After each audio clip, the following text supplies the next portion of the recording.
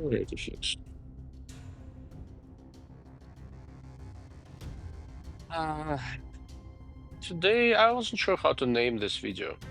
It really should be called something like the pocketable long range, ultralight when you don't want to go far. I mean, we all, many of us think we're long range shooters, right? I don't really have it, too many pretenses, not after the less than Arrow Hunter match. However, I do enjoy shooting fairly far out. But to take a boomer like it did Lapua, 408, 416s, whatever, Shatex Barretts, and really shoot far away, what is called traditional ELR, you need to have access to very significant distances. And I live in New Mexico. In principle, I could do that.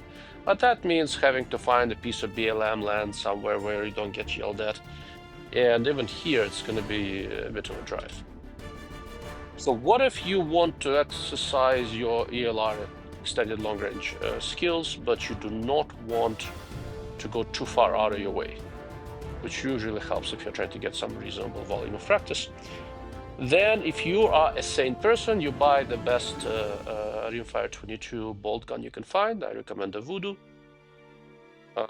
Or if you are to budget something else, I have a very, very accurate Tikka T1X. It's not a Voodoo, but it's good enough for my purposes.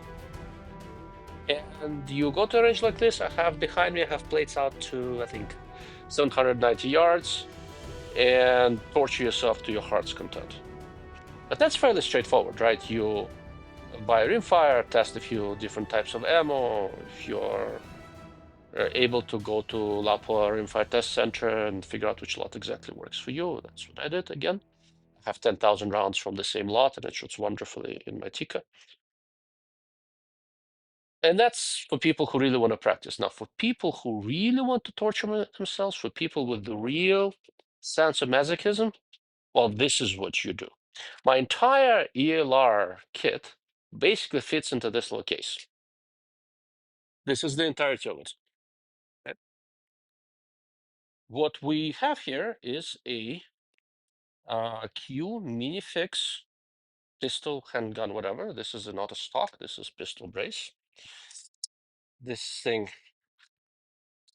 folds. So the whole thing becomes very, very compact. I have the unfortunately discontinued full Nelson suppressor on it. Normally, I'd be shooting off of a bipod of some sort, but today it's very windy, so I'm trying to record using my AirPods because they generally filter out wind noise very well. And I know that at this range, if I go prone here during the wind gust, I'm just going to be getting sandblasted in the face. So I was shooting off of these two bags off of the bench today, not doing anything crazy, but I was, again, given the wind, I was fairly comfortably hitting plates out to about 430 yards using Subsonic 300 blackout. Here's what this whole package looks like. Let's start with ammo. I've hand loaded for Subsonic blackout with reasonable success, and then I discovered these guys at Discrete Ballistics. And maybe I can do better with hand loads, maybe not, but of all the factory stuff I've tried, this is probably the most consistent. Okay. And again, I'm trying to save reloading time because I like shooting. So I primarily use their subsonic loads. You need some sort of a laser rangefinder, you need a good ballistics app, and then you will learn that the ballistics app lies. For example, my ballistic app for what I was doing today at 432 yards predicted that I'm going to have 17.6 milliradian of drop, and I ended up with 15.8. One of the things that you will quickly learn is that for subsonic blackout 8.6 or 300, most of the ballistic apps out there don't do anything terribly useful. Okay. Longer barrels generally will help you a little bit in terms of accuracy. So naturally, I went for an 8-inch barrel because anything else would be just too simple. Regular AR-15 magazines, I mostly use PMags, but they all work. They'll feed. There are no real issues. Optic. The natural inclination for everybody who wants to shoot far away is to try to go find the highest magnification optic they could possibly find and go with it. Well, first of all, on this gun that without optic but with a suppressor is what, like 5.5 pounds, 5 pounds, something like that. That would look patently stupid. Second, I needed a little bit of space in handguard because I also occasionally hunt with this thing, so I want to be able to put a thermal clip on in the front. And then what I realized is that I'm not shooting super far away. It's usually not great air conditions, although today's not bad. And what I needed, I needed good image quality, good optical quality, and I needed something with a lot of elevation adjustment, right? As you start getting way out there, the amount of dialing you need to do easily gets into the 30s, sometimes 40s, depending on how far what you're shooting. I've somewhere else, not at this range. I once had over 50 milliradian of drop to deal with. And you quickly realize that you don't need too high of a magnification for the ranges, inside of 800,000 yards that you'll be working with this. You will, moderate magnification is enough, but you need it to track very, very consistently. You need a reticle that's very easy to see, and you need something that's just not going to weigh you up a ton. Something that's not really well appreciated, shooting accurately with lightweight guns is particularly nasty because of how long and subsonic because how long the bullet dwell time is and how steadily you have to hold through the shot.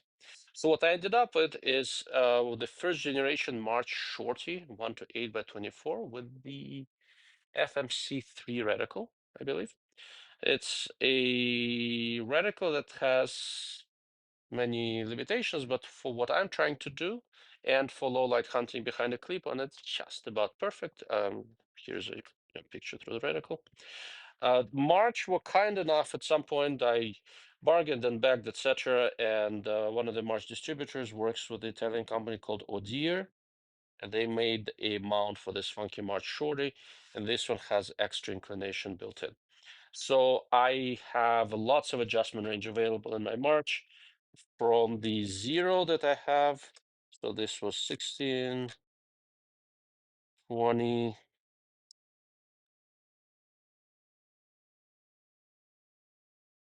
There you go.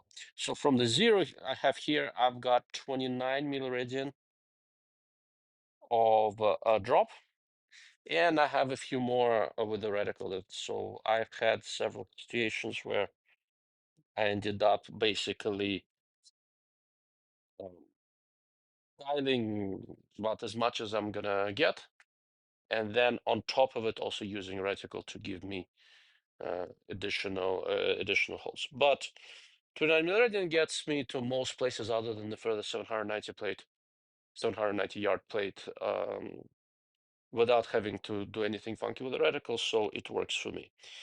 With more conventional design scopes, it's a little bit easier to dial in extra range, and every once in a while, I wonder if I should do that. But then again, most of my subsonic long range has been slowly transitioning to the 8.6 blackout, so I think I'm going to leave this one well enough alone. ELR is a blast. And trying to hit something several hundred yards away with a slow moving subsonic bullet when your flight time can easily be 3-4 seconds, sometimes more, is oddly satisfying. But one of the most underrated aspects of this is how good your shooting position have to be, how well you have to work out your natural point of aim. And that's a constant struggle for me because the bullet spends a lot of time in the barrel and the gun is very light. And you have to be able to hold it so steadily through the shot in order to not miss your target. You also need to understand your distance very, very well. So I have a laser rangefinder. This particular one is from Telson that lives in this bag. One time at this very same range, I was trying to hit the 790 yard plate, and I thought I had my drop. I kept good notes, had my drop properly worked out, and I made a mistake. I was shooting from, well, roughly where I am from the ground right there. And for some reason, when I did the range estimation, I arranged it from the spot where the camera currently is, which is what, three, roughly 3.5, 4 yards out, something like that. That far away at 790 yards, this subsonic 190 grain bullet is basically dropping like this. That was enough for me to be completely off the plate. And once I adjusted the distance by 3.5 yards, that got me back on the plate. But admittedly, not every time. As I said, this is legitimately challenging. The biggest problems, if you try this, the biggest problems you're going to encounter will come down to shooting form. Again, lightweight gun, long bullet, dwell time. It will come down to being able to keep good notes and find a good ballistic solution. And with the ammo, it will come down to having very, very, very consistent ammunition. Even if your group size at 100 yards is not this tiny little cloverleaf thing that you are used to with high quality supersonics, as long as it's reasonable, it doesn't matter too much. What is going to kill you further out is the velocity spread. You are looking to have as tight of a, as a velocity, as low of an extreme spread as possible. That's why again, vast majority of the time when I shoot, I have a chronograph with me.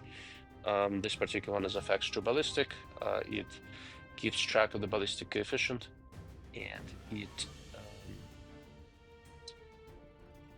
saves every shot, regardless of what I do. The app that connects to it saves every string automatic. I don't need to be worried.